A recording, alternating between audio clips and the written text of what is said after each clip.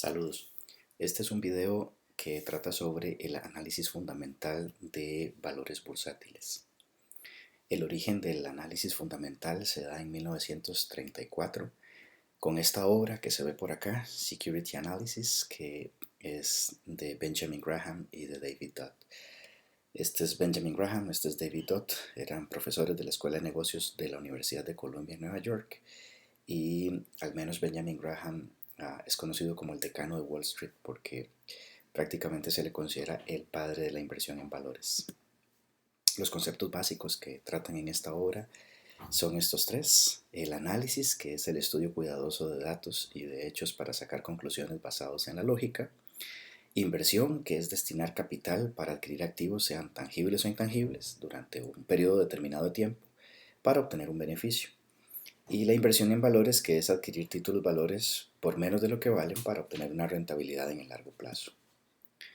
La definición del análisis fundamental es un método o conjunto de métodos para analizar valores en el mercado bursátil, y lo que se trata de determinar es el valor teórico o valor intrínseco, o también conocido como valor fundamental del título valor.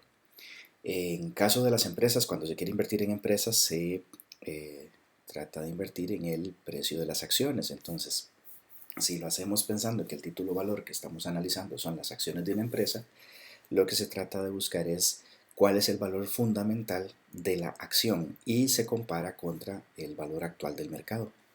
Entonces, se supone que cuando uno determina el valor fundamental o intrínseco de una acción, ese va a ser el valor que va a alcanzar esa acción en el largo plazo.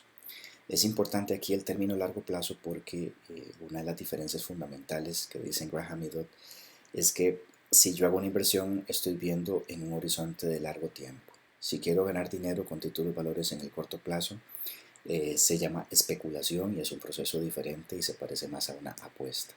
En cambio, en la inversión va implícito el término de reducir los riesgos, pero la ganancia o el rédito se obtiene en el largo plazo.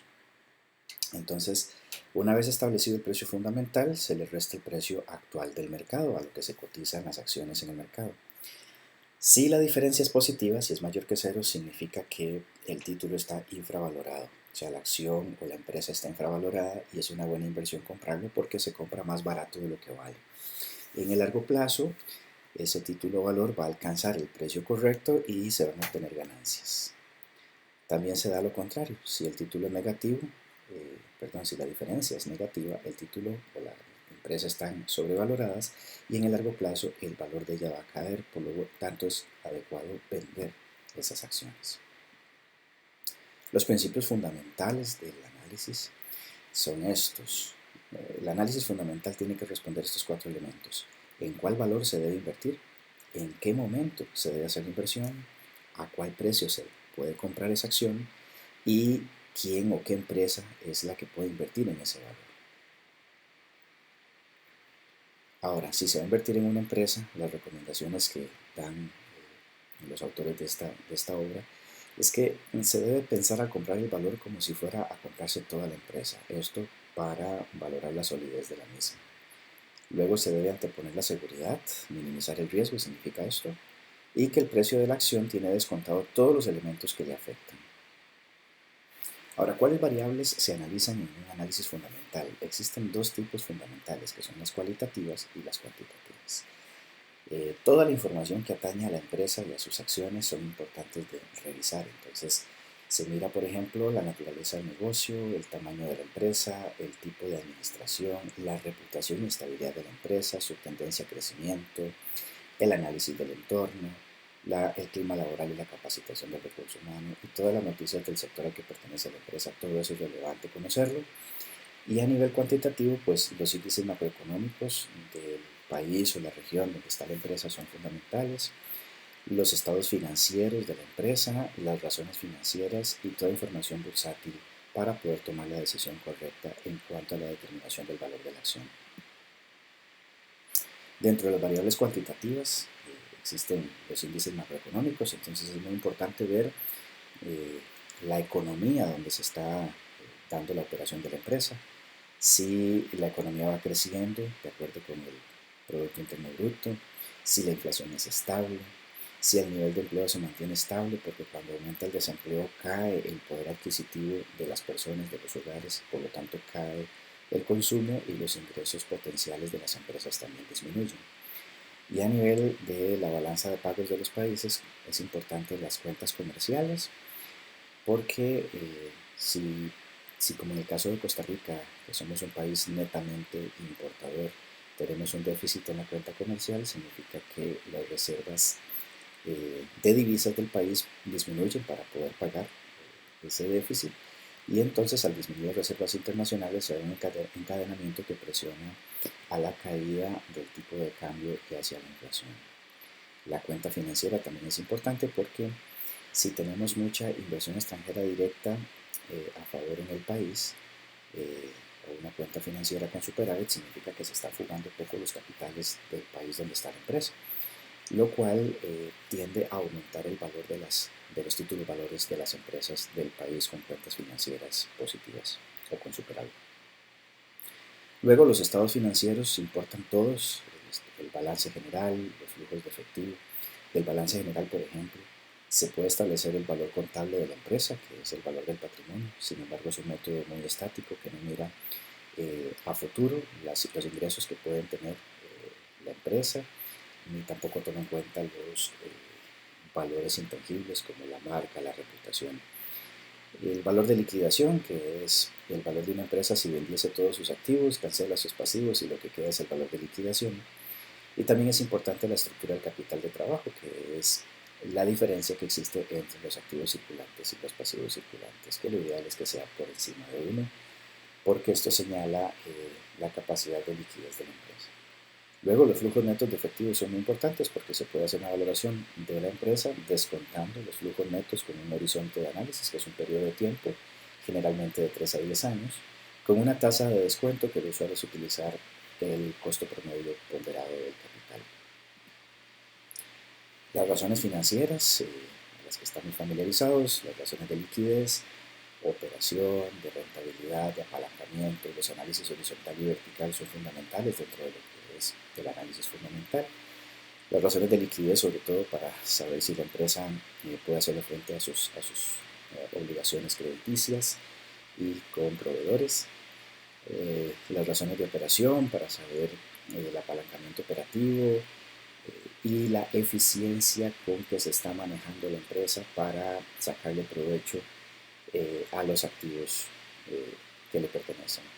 Evidentemente, las razones de rentabilidad son de las más importantes que se analizan, principalmente el retorno en ventas, el retorno en activos y el retorno en inversión.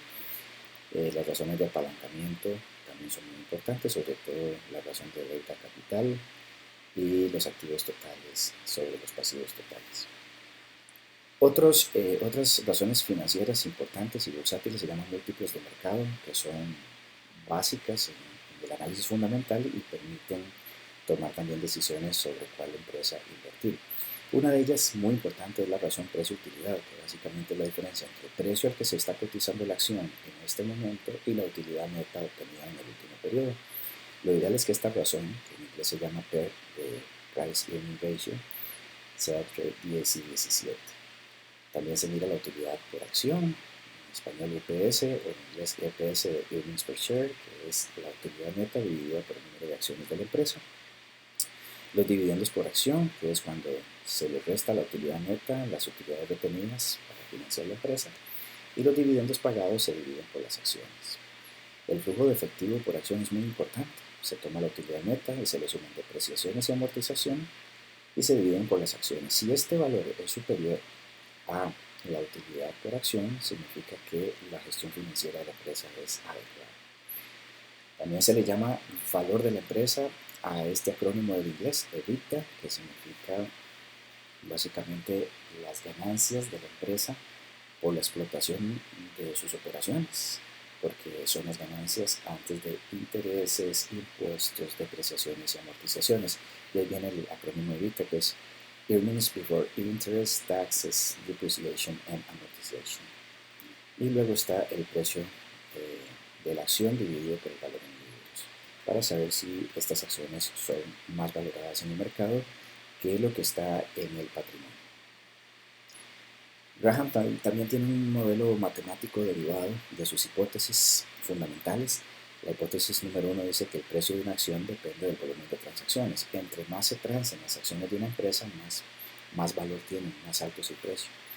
Y bueno, se expresa matemáticamente como una fórmula diferencial en donde la variación del precio con respecto al tiempo es directamente proporcional al volumen y esta acá es una constante de mercado.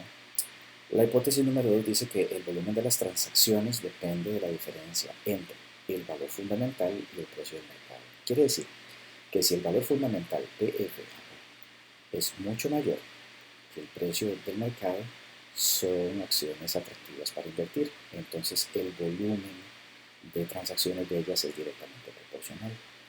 Entonces, estas representaciones matemáticas se resumen en esta fórmula en donde básicamente el precio en cualquier momento del tiempo depende del valor fundamental más una serie de constantes de mercado y constantes de integración que muchas de ellas se definen de manera empírica. Este modelo tiene algunas deficiencias, sobre todo que las hipótesis se basan en que el precio y el volumen de transacciones son proporciones ideales, pero la realidad es mucho más compleja. Tampoco incluyen efectos de variaciones externas que se llaman los shocks financieros y por eso necesita correcciones.